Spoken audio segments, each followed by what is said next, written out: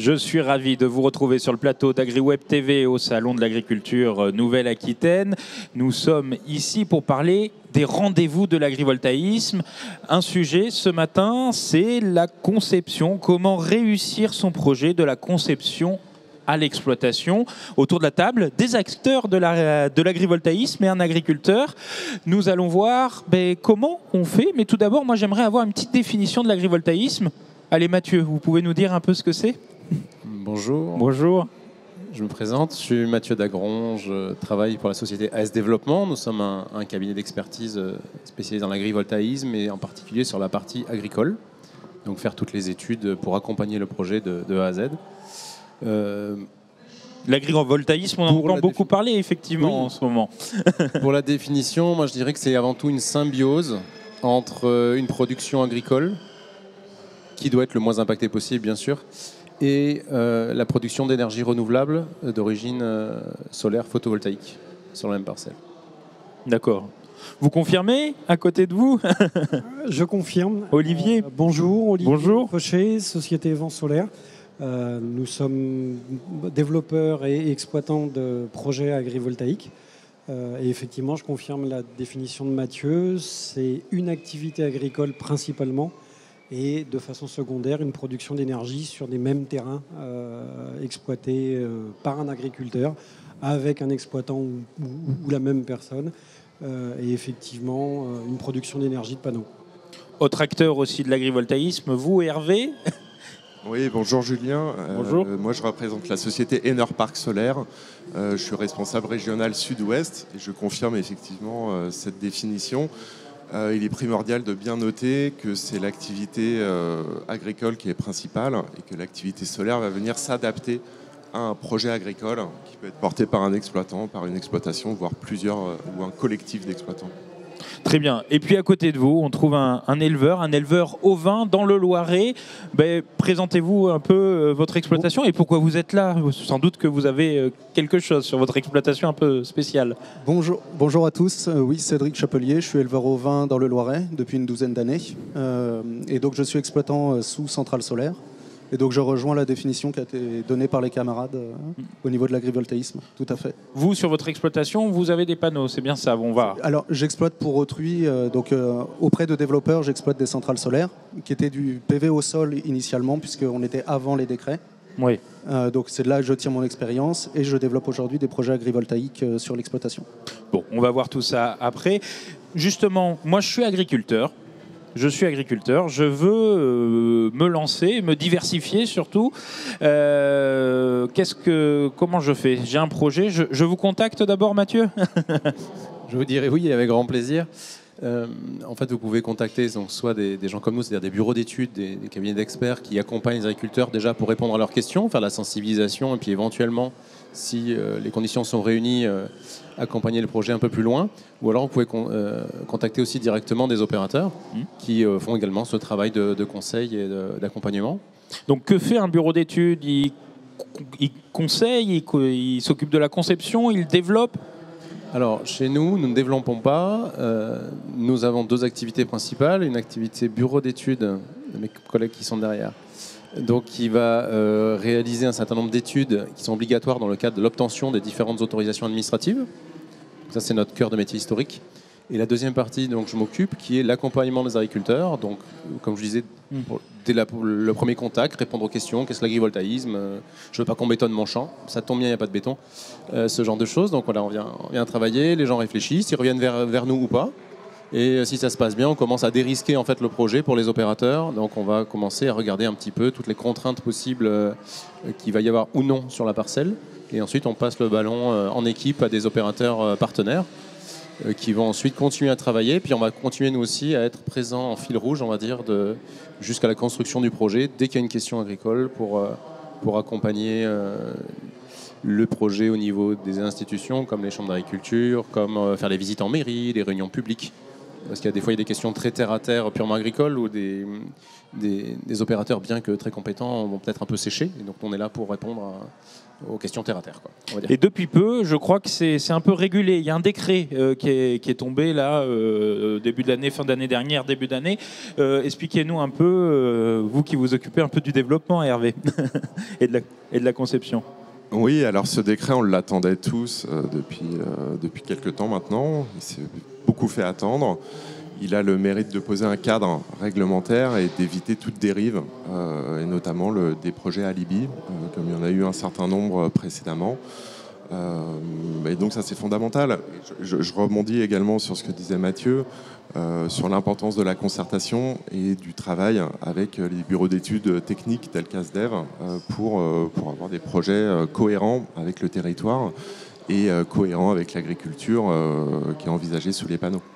Oui, on ne fait pas n'importe quoi finalement, hein. C'est très réglementé. C'est peut-être parfois ce qu'on pouvait reprocher, même ce qu'on pouvait entendre, des remarques, j'allais dire sociétales, c'est-à-dire « Oh mais pourquoi ils ont mis des panneaux à cet endroit ?»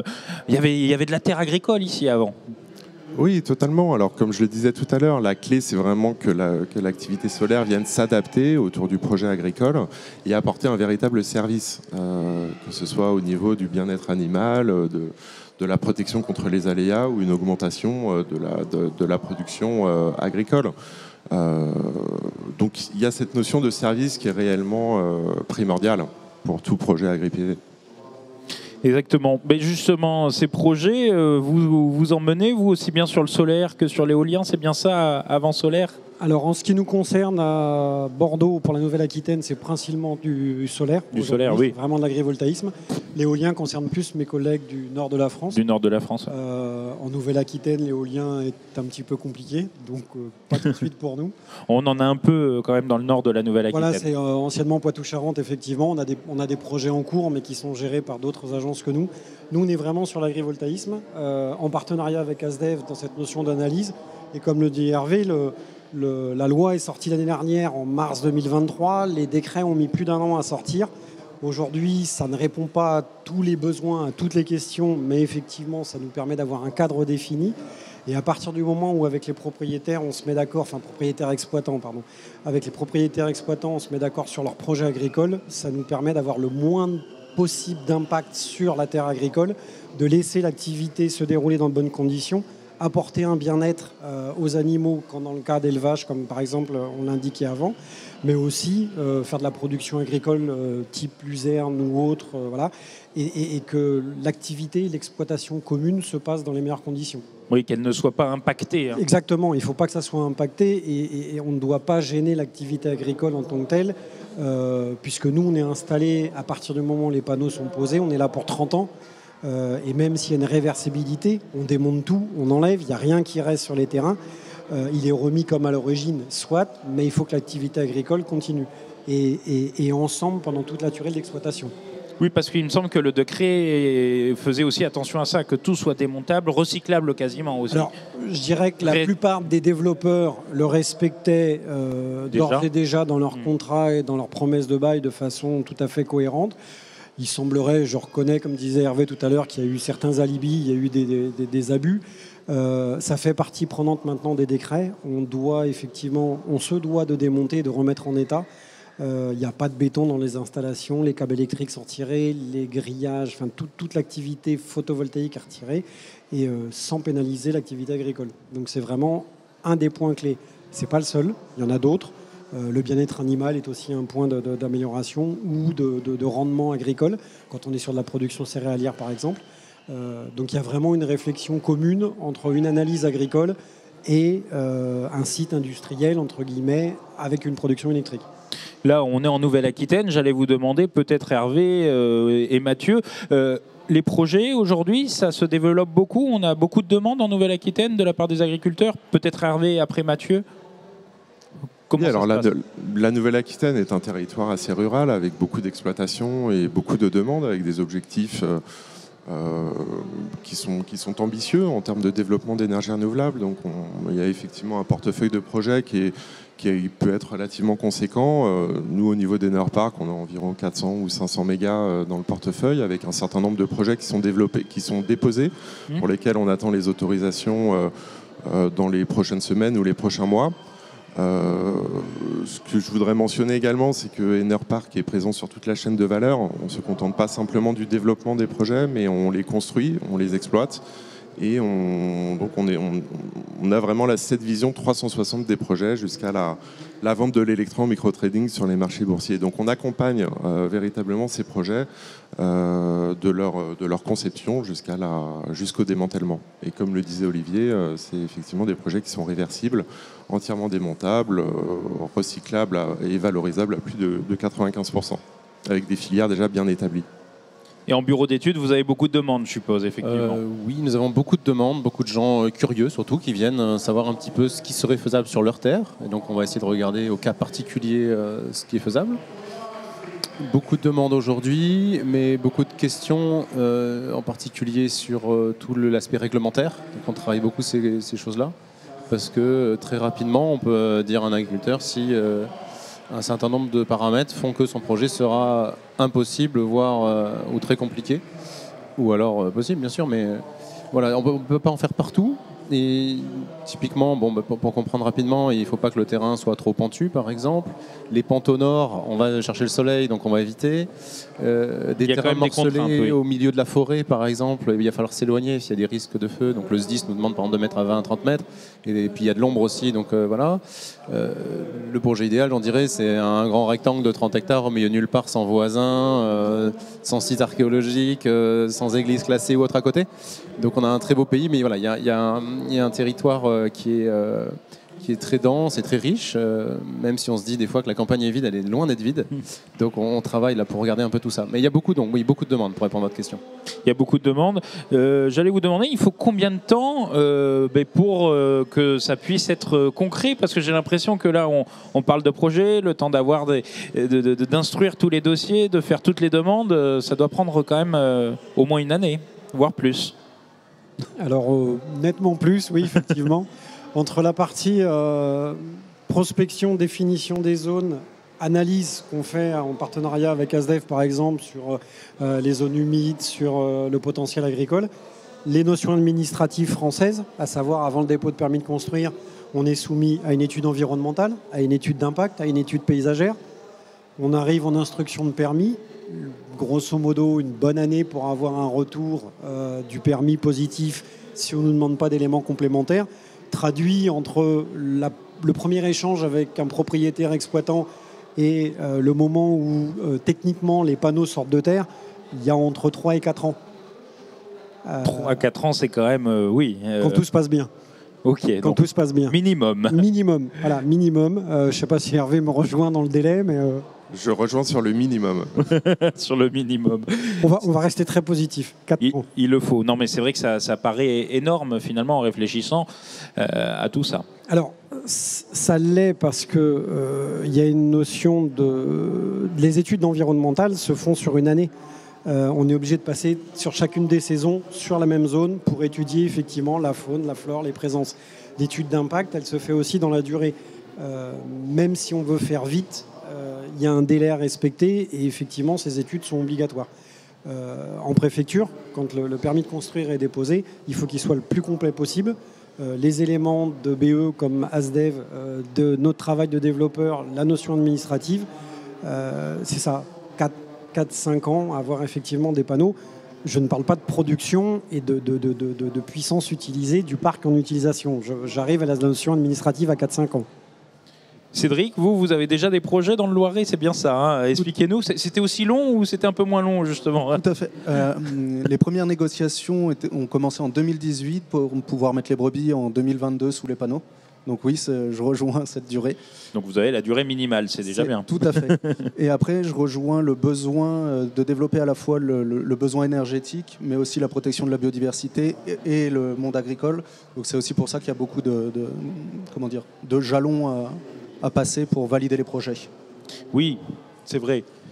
Oui, tout à fait. En fait, il faut bien comprendre que l'agrivoltaïsme, c'est une sorte de passerelle entre deux mondes qui communiquaient ou se connaissaient relativement mal pour une activité agricole et une activité de production d'énergie et qui permettent de répondre tout simplement à 3 enjeux clés vraiment aujourd'hui qui sont évidemment la transition agricole et l'autonomie alimentaire, la transition énergétique et l'autonomie énergétique et également la reconquête de la biodiversité, comme l'indiquait Cédric, qui font partie intégrante de ces projets.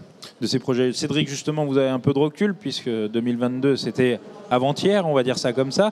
Comment ça fonctionne pour vous? Vous en êtes très satisfait? Qu'est-ce que ce retour d'expérience? Complètement. Alors, moi, je suis très, très satisfait des atouts que ça a apporté pour mon troupeau.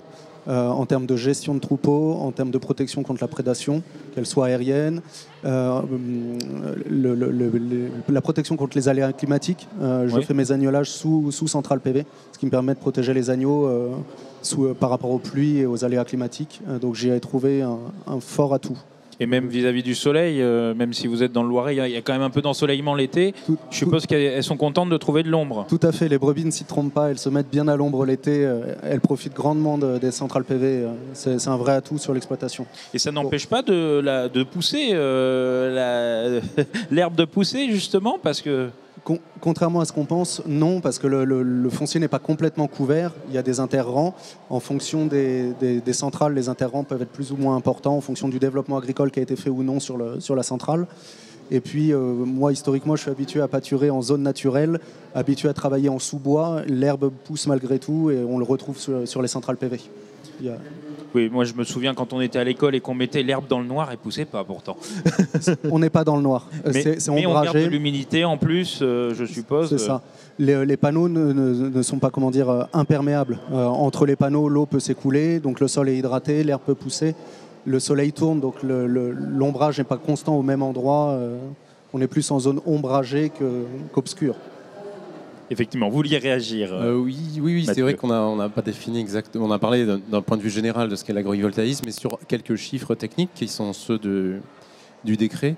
On peut par exemple dire que le décret demande de ne pas dépasser 40% d'emprise au sol de panneaux sur une parcelle. C'est-à-dire que vous avez 60% en plein soleil, donc avec typiquement de l'herbe en fait, qui va prendre 60% du plein soleil.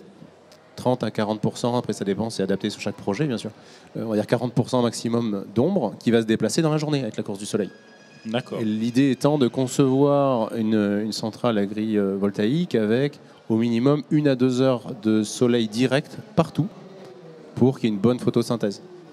Donc ça, ce sont des choses qu'on travaille en amont.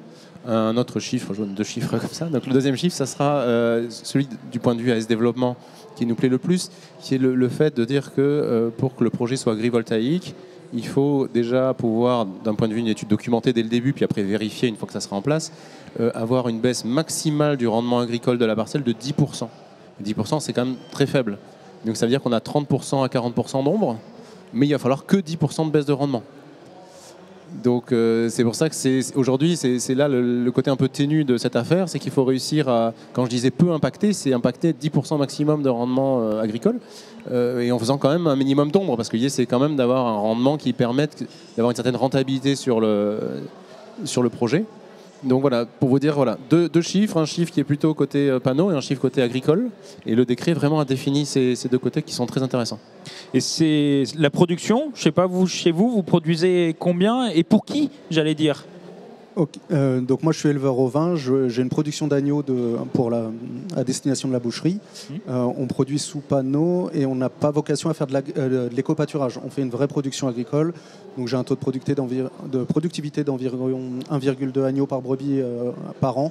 Et ce n'est pas un ratio que je compte diminuer. Je ne compte pas faire des projets à Libye, on en parlait tout à l'heure. L'idée c'est d'avoir une vraie production agricole sous panneau. Votre production a continué comme ça l'était avant? Elle n'a pas changé, voire elle s'est améliorée grâce aux atouts de protection de mon troupeau face aux aléas. Oui. Et donc, qui dit panneau dit production d'électricité. Cette électricité, elle est pour vous? Elle est pour vos voisins? Elle est vendue par le développeur à destination de la population en fonction des contrats qui sont signés entre le développeur et les collectivités ou le marché. Et vous savez combien vous produisez d'électricité pour combien de foyers, équivalent foyer, vous savez comment on dit, à peu près, ou en Je ne puissance? saurais pas le chiffrer exactement en nombre de foyers. Je laisse aux développeurs la possibilité de s'exprimer. Je sais qu'on est approximativement à 1 méga à l'hectare sur les projets sur lesquels je travaille. C'est beaucoup, un méga à l'hectare, vous qui connaissez un peu? Alors, c'est beaucoup en termes de puissance à l'hectare. Après, un projet moyen agrivoltaïque, on est effectivement sur des puissances qui vont de 4, 5 mégas jusqu'à 20 ou 25 mégas pour des projets beaucoup plus gros. Là, effectivement, la répartition 1 hectare, 1 méga est ce qu'on peut considérer chez nous comme optimum. C'est les meilleures conditions de production possibles. Et pour répondre à ce que disait Cédric, on est sur cette notion de la vente de l'électricité dans la plupart des projets est redistribuée directement à EDF-OA, donc avec un achat de tarifs spécifiques par le développeur, que le développeur a mis en place. Et donc ça bénéficie au réseau public et c'est redistribué au plus grand nombre. Aujourd'hui, il y a des projets qui vont être axés sur une revente à un consommateur spécifique, une industrie, le milieu agricole. C'est en train de se mettre en place et de se définir, mais je pense que la plupart des projets aujourd'hui agrivoltaïques, en tout cas nous c'est ce qui nous concerne, on est sur des achats par EDF, OA, avec un tarif spécifique à la Commission de la régulation d'énergie, où on a un tarif attribué pour les 20 ans qui viennent. Et vous parliez de stockage, il me semble, quand nous avons préparé, où c'est vrai qu'on peut se poser la question. Qui dit panneau photovoltaïque, dit lumière, luminosité, dit jour finalement, mais c'est pas forcément là qu'on consomme le plus. On est bien d'accord. La particularité des énergies renouvelables, et en particulier photovoltaïque, c'est que la production n'est pas forcément au moment où il est plus consommé. Donc aujourd'hui, on réfléchit. Alors l'activité batterie est relativement récente et en train d'évoluer au point de vue technique. Chez nous, chez Vent Solaire, on est parti sur le principe que systématiquement à tout projet, en actif aujourd'hui ou en création demain, sera ajouté avec une partie stockage batterie qui permettra de maintenir une puissance et de la diffuser au moment voulu, au moment où il est nécessaire, en consommation, voilà. Et d'établir cette notion de stockage à proximité directe de la production. Et il y a des agriculteurs qui viennent vous voir, peut-être pour de l'autoconsommation, Hervé. C'est vrai qu'on est dans des projets, on est une exploitation agricole et ça nous intéresse sans doute de baisser un peu ces coûts qui ont augmenté dernièrement. Oui, bien sûr. Après, c'est sûr que la quantité d'énergie produite est quand même assez conséquente. Donc, elle est redistribuée sur le réseau, vendue sur le réseau. Chez Enerpark, on a un peu la même approche que chez Vent Solaire avec le développement de projets de batterie. On en a un d'ailleurs en construction, enfin en exploitation en Allemagne de 8 mégas et on en a plusieurs également qui sont en cours de construction. Donc c'est aussi quelque chose qu'on regarde de très près en France. Oui, c'est vrai que j'avais visité une centrale photovoltaïque, comme on dit, où il y avait ce stockage. Vous en tant qu'agriculteur, c'est vrai que souvent on se dit bon, comment je peux réduire mes coûts, hein ? Tout à fait. Alors moi, la spécificité, c'est que je suis sur un système pastoral extensif. Donc vous êtes en extérieur ? Tout à fait. J'ai peu de coûts énergétiques sur l'exploitation. On a un système pastoral, donc on se déplace beaucoup avec le chien et le troupeau. Peu de besoins. C'est vrai. Mais vous avez des collègues, des confrères agriculteurs où là... Tout à fait. Ça peut être un atout considérable d'avoir une production quasi autonome, voire excédentaire sur une exploitation. Oui, parce qu'on peut autoconsommer. Je suppose qu'il y a des projets où on peut autoconsommer et redistribuer sur le réseau quand même. Parce que c'est vrai qu'on parle de mégawatts. Donc le mégawatt, c'est énorme.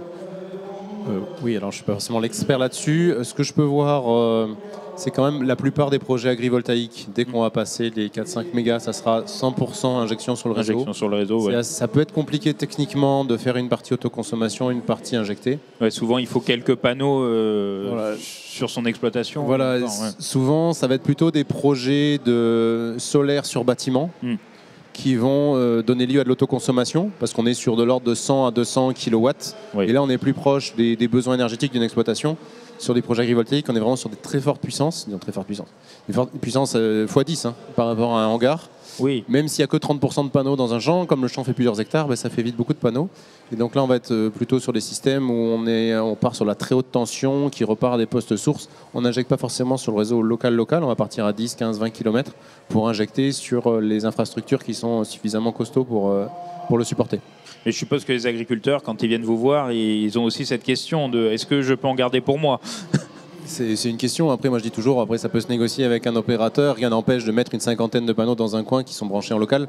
Mais voilà, vu les milliers de panneaux qu'on va mettre sur un projet assez conséquent, parce que, pour parler rapidement, encore des chiffres.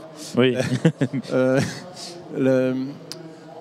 Un des critères de viabilité d'un projet, ça va être la distance au poste source. Donc, cette infrastructure d'Enedis ou de RTE qui permet de se raccorder, la prise, on va dire. Donc on peut mettre une rallonge, mais plus la rallonge va être longue, on va dire, pour se brancher, et plus il va falloir avoir du courant derrière pour minimiser, pour optimiser les pertes en ligne. Voilà. Et donc, si souvent, alors il y a un gros travail de fond des équipes d'Enedis et RTE pour mettre de plus en plus de postes sources, parce que c'est un facteur limitant aujourd'hui. C'est l'infrastructure électrique qui aujourd'hui ne peut pas accueillir tout ce qu'on a prévu.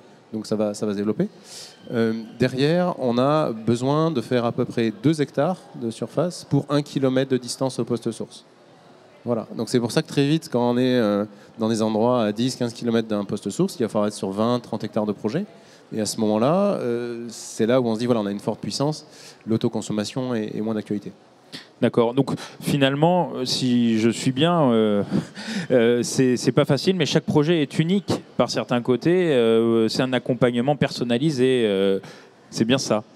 Absolument. C'est un projet par exploitation ou par activité. Donc même si on a une activité qui peut être similaire d'un projet à un autre, forcément chaque projet sera adapté et fait sur mesure avec les besoins et les attentes de l'exploitant. Et également du territoire, évidemment. Vous parliez de mégawatts tout à l'heure. Moi, le mégawatt, ça ne me parle pas. C'est combien du mégawatt comment on pourrait le traduire en équivalent foyer, etc. Si je ne dis pas de bêtises, quand on est à 1 mégawatt, on est à 1200 foyers hors chauffage, comme on dit dans le calcul. Oui. Et donc redistribués dans le réseau. Et pour rejoindre ce qui était en train d'être dit sur les notions de puissance, je rajoute un petit élément. La plupart des installations agrivoltaïques ne sont pas à côté des points d'exploitation agricole. On ne les met pas à côté des fermes pour éviter une proximité avec l'urbanisme, avec les villages, avec les hameaux, parce qu'il y a aussi une notion d'acceptabilité.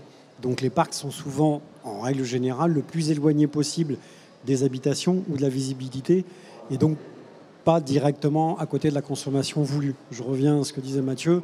On conseillera toujours nos propriétaires exploitants de faire un bâtiment agricole avec des panneaux photovoltaïques pour répondre à leurs besoins d'autoconsommation, plus qu'effectivement une possibilité du parc de distribuer de l'électricité. Et comme on est sur des puissances pour éviter les pertes en ligne, on est forcément sur de la HTA. On ne peut pas avoir de raccordement dans ces cas-là. Sur une activité agricole classique, il y a peu de puissance, c'est spécifique dans le cas présent, mais même en agriculture, il y a peu de puissance nécessaire. Alors c'est toujours trop au point de vue de la facture, mais il y a peu de puissance nécessaire à combler en autoconsommation. Donc les solutions, on les trouve par d'autres moyens. Effectivement, ça peut être une ombrière, ça peut être une partie d'un bâtiment ou un bâtiment neuf, voilà, c'est ce genre de choses. Et l'agriculteur, il y gagne quoi finalement à faire des projets comme ça ? Vous y retrouvez finalement ? Tout à fait. Alors il y a évidemment tout ce qui est atout purement agricole, la protection du troupeau ou de la production. Et il y a aussi une rente financière due à l'activité sous les panneaux pour l'entretien des centrales.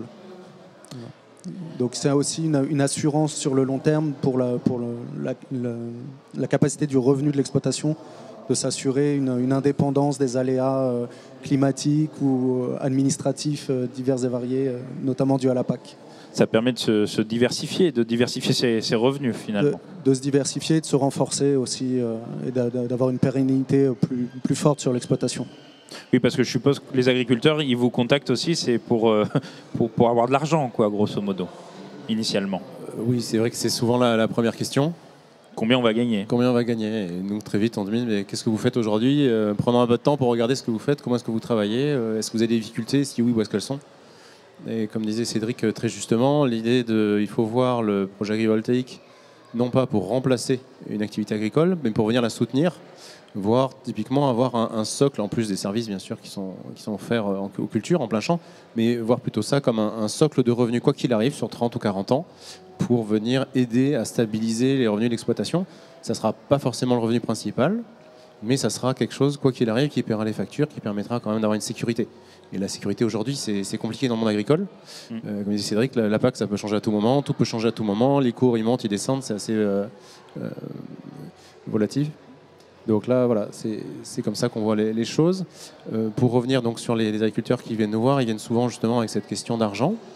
Ils ne pensent pas forcément à l'ombre, ils ne pensent pas forcément en fait, à tout ce qu'il peut y avoir. Mais vous leur rappelez qu'il y a du bien-être, il y a...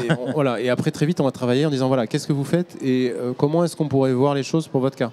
Comme disait tout à l'heure Hervé à juste titre, chaque projet est différent.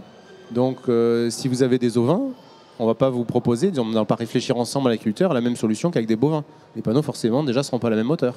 On ne va pas mettre la même densité de panneaux en fonction de votre région, en fonction du type de sol que vous avez. Si vous avez un sol très séchant, là, il y a un fort intérêt à avoir des panneaux, parce que sur l'été, vous allez gagner. Typiquement, vous allez avoir des prairies qui vont beaucoup moins sécher si vous êtes en pâturage ou en fauche. Si vous êtes sur des terrains qui sont beaucoup plus humides, peut-être qu'on mettra un petit peu moins de panneaux. Peut-être qu'on mettra une technologie qui permet, par exemple, de verticaliser un petit peu les panneaux, si c'est vraiment très humide, pour à certains moments de l'année pouvoir sécher de manière très ponctuelle, quitte à baisser un petit peu le rendement énergétique de l'installation, mais offrir un service supplémentaire à la culture. Donc, voilà, je dirais il y a autant de projets que d'agriculteurs. La France est le pays aux 3600 ou 36 000 fromages, je ne sais plus ce qu'on me disait. Oui. C'est un peu ça aussi, la France est le pays des 3600 projets potentiels où chaque projet sera différent. Et c'est ça qui est intéressant. Moi, à titre personnel, c'est ce qui fait qu'on ne s'ennuie jamais, parce que chaque agriculteur a sa demande et a sa solution potentiellement. Oui, on s'adapte à chaque projet est unique, j'ai l'impression. Ça ne sert pas que pour l'élevage, je crois. C'est pas que pour protéger les animaux. Il y a aussi de la culture, il y a aussi contre la grêle, c'est ce qu'on disait.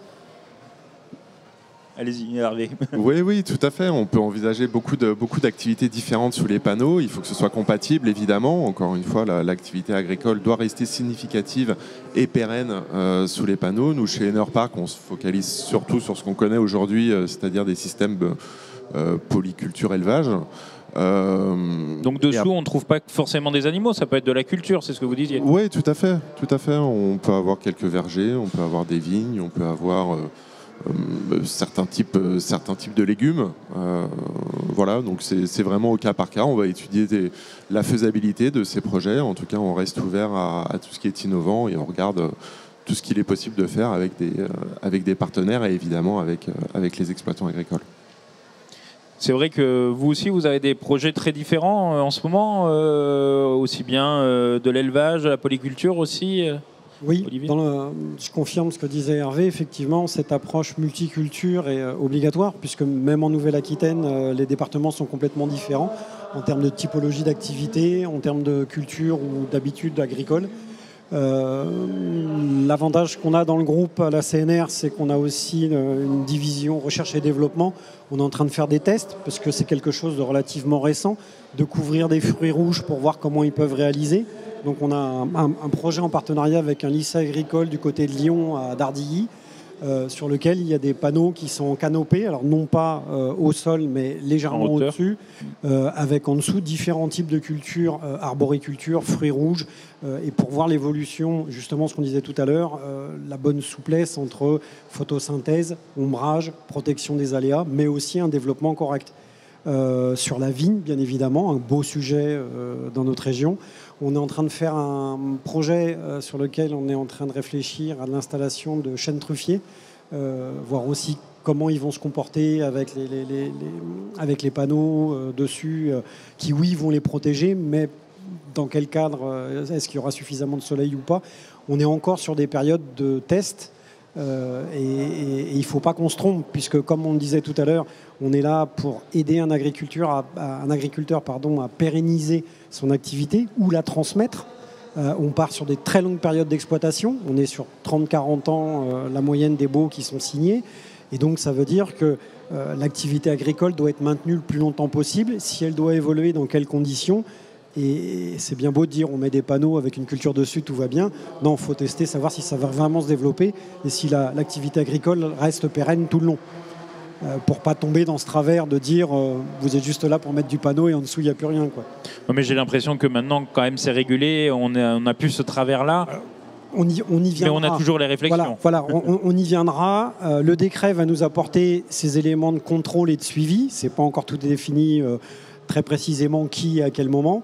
Il y a un gros travail avec les chambres d'agriculture et le ministère de l'Agriculture sur cette partie suivi, analyse. L'INRA a mis en place aussi des notions de suivi de production à différentes étapes pour voir comment se comportent les végétaux. On ne parle pas que du bien-être animal.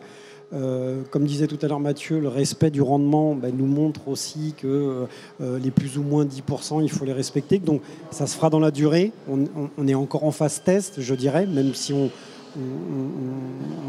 est sûr et on avance précisément avec ces éléments-là. Mais ce qui est vrai, par exemple, avec de la vigne ici, ne sera pas vrai avec de la vigne dans d'autres départements français, autres que la Nouvelle-Aquitaine, quoi. Donc il y a quand même beaucoup de choses à découvrir encore. Bon, mais voilà. Mais en tout cas, vous nous avez un peu éclairé, sans mauvais jeu de mots, sur cette question de l'agrivoltaïsme. Et puis, moi, je vous souhaite un bon salon. Et on n'hésite pas à venir vous contacter sur le stand de AS Développement. Vous êtes sur le salon de l'agriculture ici, juste derrière nous. Et puis, bon, je vous souhaite tous les trois sur le stand. En plus, donc, si on a des questions sur l'agrivoltaïsme, c'est sur le stand, là-bas, sur le terre-plein, AS Développement. Enor Park. Et Vent Solaire. Et bien sûr, un petit retour d'expérience avec vous. Tout à fait, avec grand plaisir. Et nous, on se retrouve pour une nouvelle émission sur agriweb.tv. Vous voyez derrière moi, ça s'anime. À très vite.